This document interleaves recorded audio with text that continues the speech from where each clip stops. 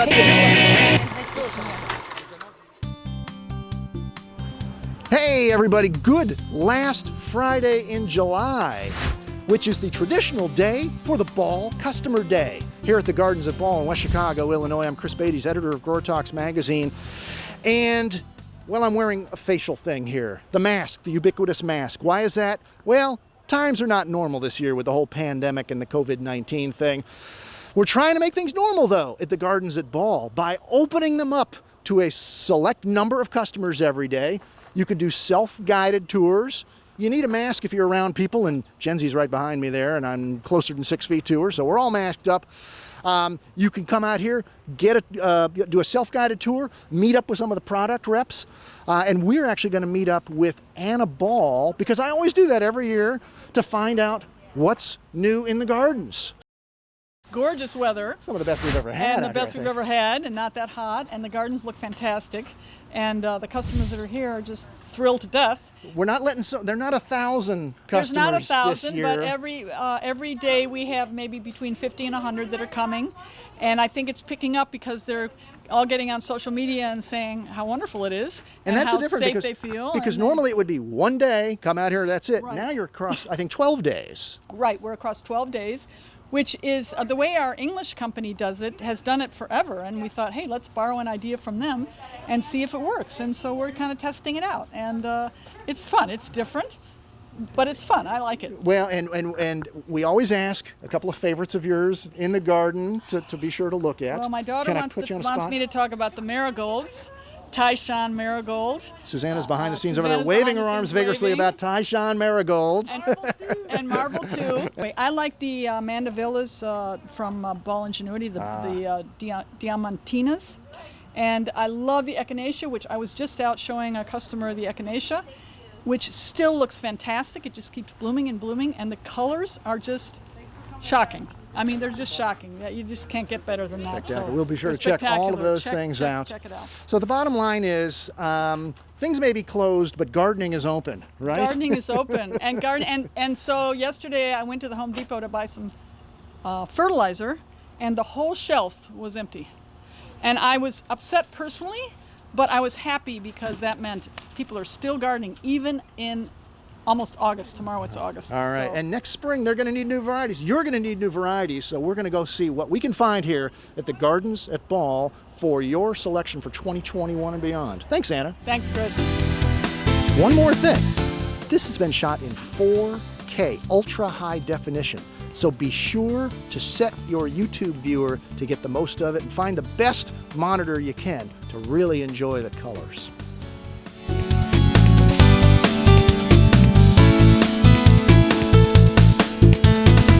First stop after the registration area, and you know, they're lucky. It's always the first stop because they don't move the perennial beds of Darwin, which is why my buddy Leland Touring is always standing right here at the very first stop in the gardens. How are you doing, Leland? Very good, very good. All right, you've got some perennials to show us. You actually had a perennial Digital Days, Darwin Digital Days, a month and a half ago, something like that. And we weren't allowed out in the garden then. That's right, we weren't allowed in the garden, so that's why we're so excited that we can actually see customers in the gardens today.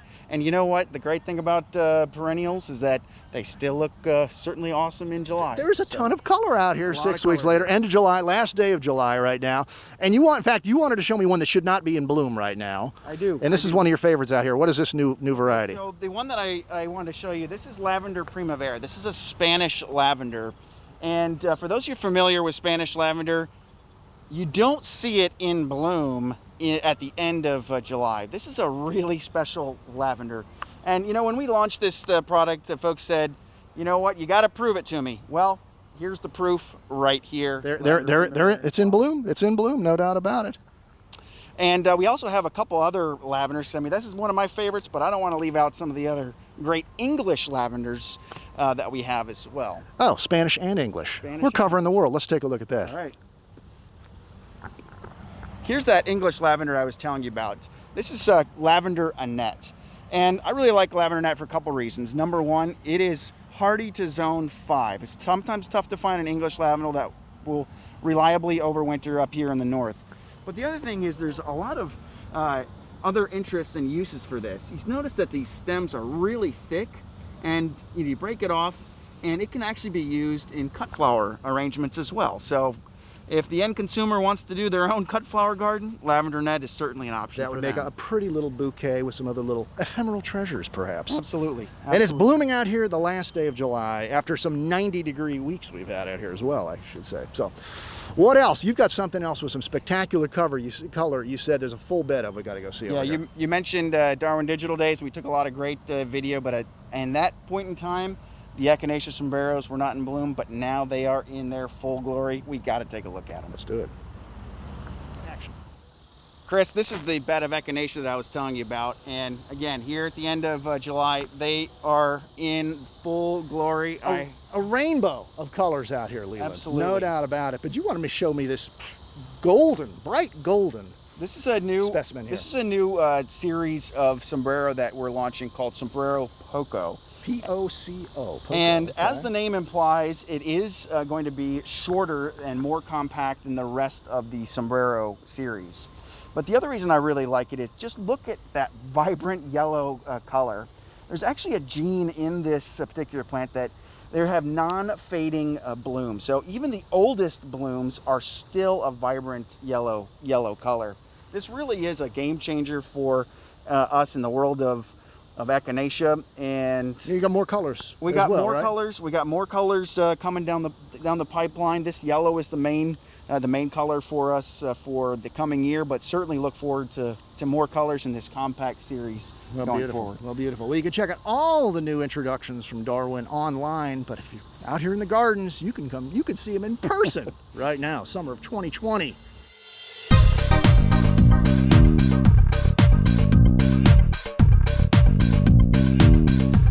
I'm still in the perennial beds. We were just back there talking to Leland about Darwin perennials. Now I'm looking for someone to tell me about Kieft seed perennials, and I see my friend Claire Josephson, who normally would be over there in the PanAmerican Seed annuals. What are you doing out here, Claire? Well, we also have Kieft seed perennials from PanAmerican Seed. It is all seed. It's all seed. No matter how you look at it, and you've got That's some right. seed perennials you're going to show us a few highlights. I would love to show you a few highlights today. All right, let's Okay. do it. So we're in the height of summer, so I want to show you what's looking good in the gardens right now. Perfect. And the first thing I'd like to show you is our new seed Echinacea F1 series Artisan collection. And this is red ombre, so it's a collection of red shades here. So this shading we get is not like the age of the flowers, it's sort of the different varieties within the collection here? Some of it is the age of the flowers, and they will fade slightly as they mature, but you can see we've got different shades of sort of some scarlets and some cherries. It's very pretty, beautiful. Very natural looking, and of course it's F1, so you've got that hybrid nature, which is you know, gives the growers a really good performance. Is this the first F1 hybrid Echinacea? It's the first F1 hybrid Echinacea from seed with individual colours. We've been able to create individual colours now from seed. Ah, that's the trick. And there's another individual color right over here. Let me show you the other one. So our other variety that we're launching is soft orange, Artisan soft orange. And this also, you'll get really nice shading from this very vibrant orange when it opens, and it fades and matures to a nice soft tone. And I'm looking at the two across the bed with the and you see the difference. with the blue in between. What a beautiful bed that is. So a very natural look. So how many different colors in the Artisan collection? Well, we're launching this year with 2 colors, but there's lots more to come. It's a very exciting program for us. That's great. The F1 hybrid. Individual colors. Yeah. Of seed Echinacea. All right. Indeed. And you've got something you said you're relaunching. Yes. This sort of bluish looking thing down here. The bluish thing. This is Delphinium Dasante Blue. This is actually a reintroduction for us. It was a very popular variety a few years ago. We were unable to produce it for a few years, and we've been able to bring it back very successfully. It's that gorgeous blue color. It's different from other delphiniums in that it's shorter. It's about 24 inches tall in the garden. It's nice for growers to produce because it can be produced and shipped in a gallon quite successfully without staking. Perfect knee-high plant, and nothing beats that color. It's beautiful. Right. Now, I think that blue would go great with some yellow. What do you got in yellow you could show me? Well, you know what? I do actually have something that I'd like to show you. Sneak peek for things to come. This stunning new variety is a Rudbeckia Goldblitz. And it's called Goldblitz, and we're going to be selling it in 2023. So I know that seems a long way off, but I wanted to show you because it looks perfect in the gardens now, right now at the end of July. Spectacular. And the reason it looks so good is that it's bred to flower earlier. So typically you wouldn't necessarily have Rudbeckia flowering right now. It might be a little later in this area, but it looks absolutely stunning. And the performance on this has been so good. We can't wait to introduce it. This is like an improved gold stem, you said, It is like an improved, it's like an early gold stem, and it's called Goldblitz. Oh, Because great name. Blitz and Sturm, they're both part of the storm. Well, now I think I've got to go meet somebody named Claire Josephson over in the annual area. Where would I find her? Well, you know what? You might find her just over there.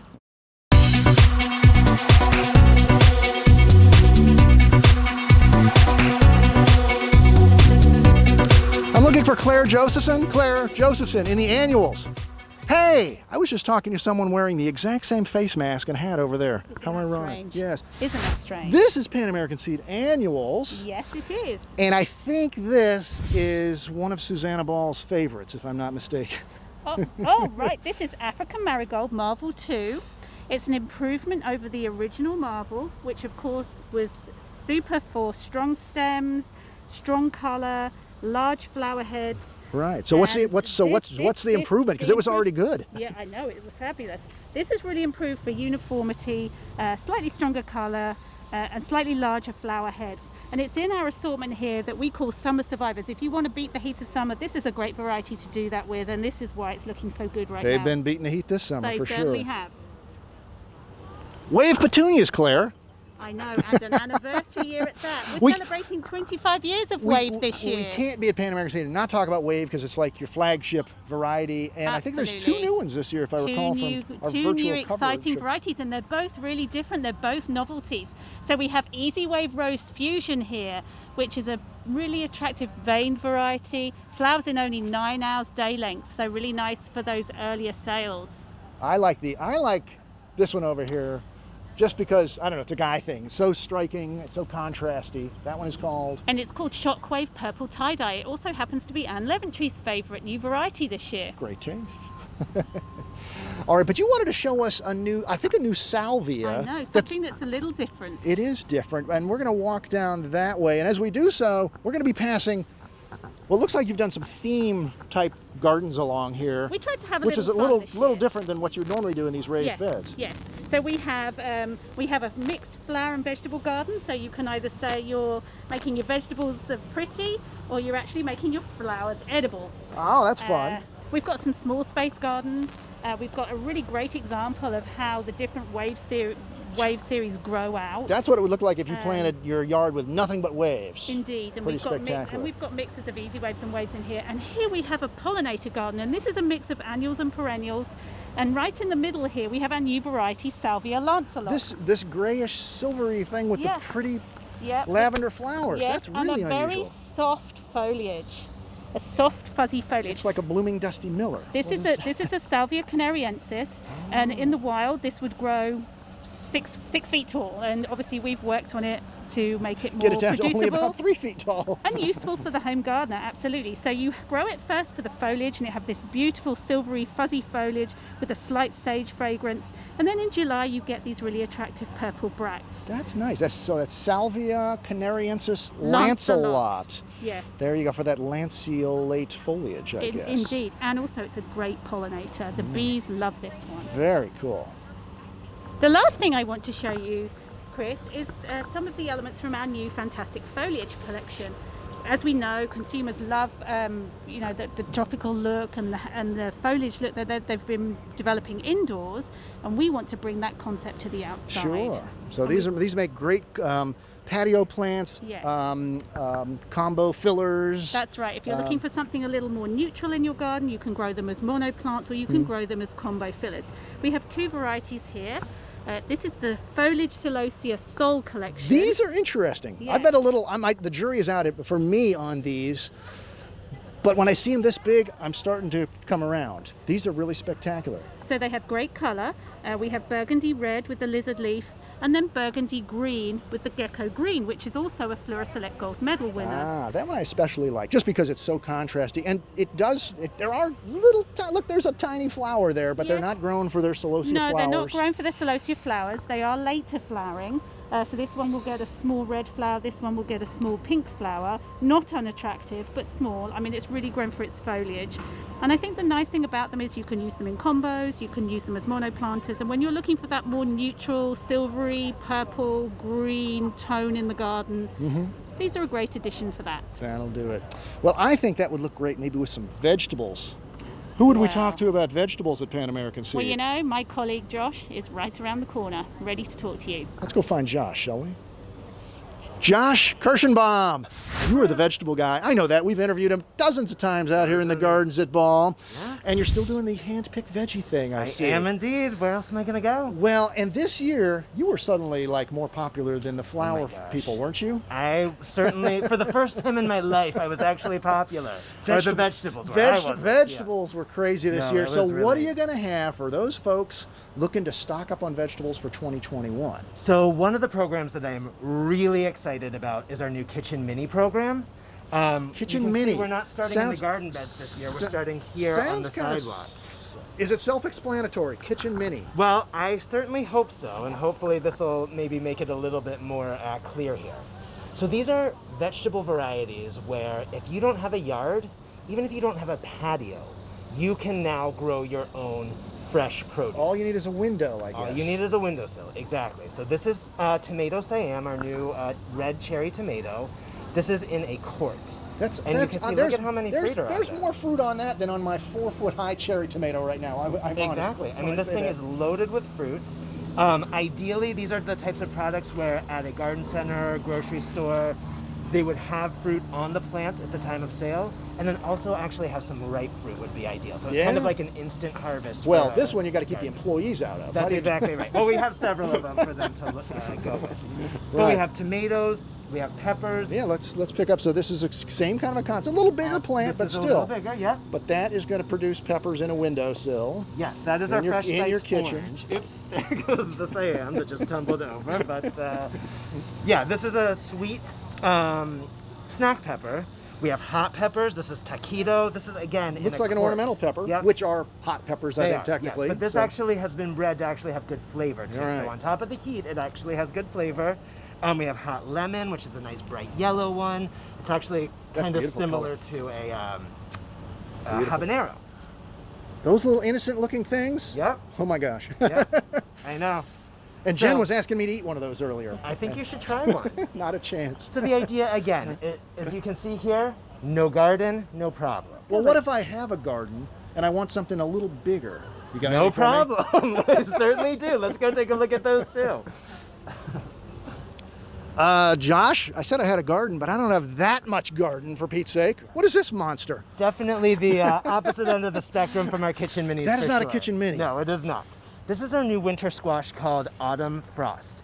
Do you know the difference between a summer squash and a winter squash? Well, I like summer squash, and I don't necessarily like winter squash. Fair Unless enough. you put a lot of butter tried this one stuff yet. on it. No, for sure, for sure. Winter squash is actually grown in the summer. It's just one that you would harvest at the end of fall after you get a light frost. Sure. And then you can store it throughout the winter. And you cut them in half, you roast them. They're great at Halloween or Christmas or what have you, or Thanksgiving, not Halloween. So as the name describes, it has this frost, kind of a frosted overlay over the skin. The nice thing about this, in my opinion, is it's something that you could use in fall decor. You could put it on your stairs with your pumpkins and things like that. It looks just like a little pale pumpkin. Exactly. But it's a winter squash. Yep.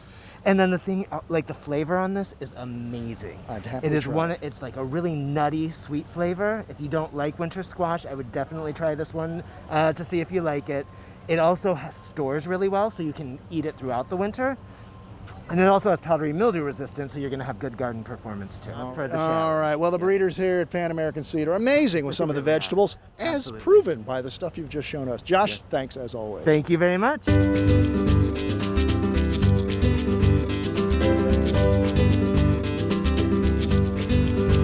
Vegetables have become a big part of the Ball Gardens. Boy, they've become a big part of the industry, huh? Did we sell vegetables like crazy for 2020?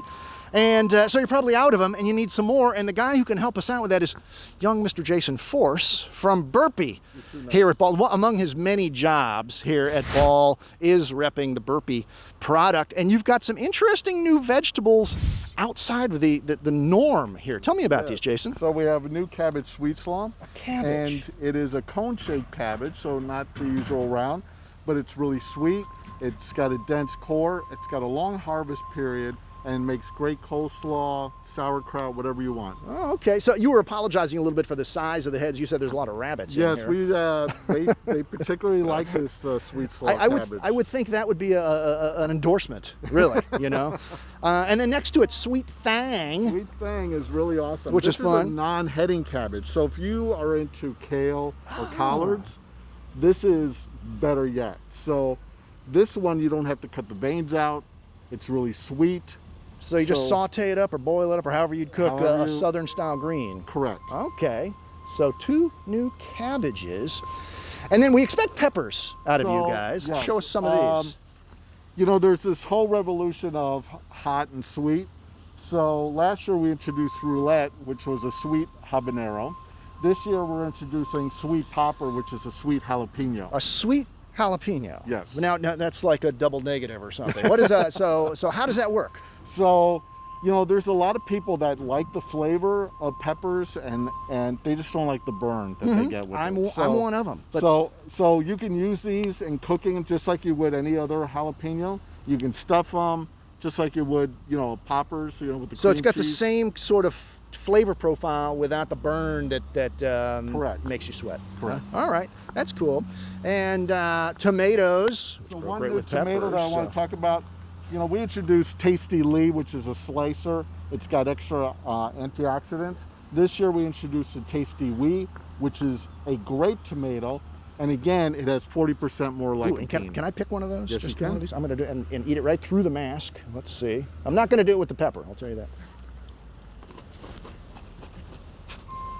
Oh, that is good. That is a classic cherry tomato, if you ask me. Yeah, but it's just great to have that extra nutrition because that's so important. All right, what else can I taste out here, Jason? There must be something else. Well, I don't know if you want to taste it, but we have Armageddon. Ooh.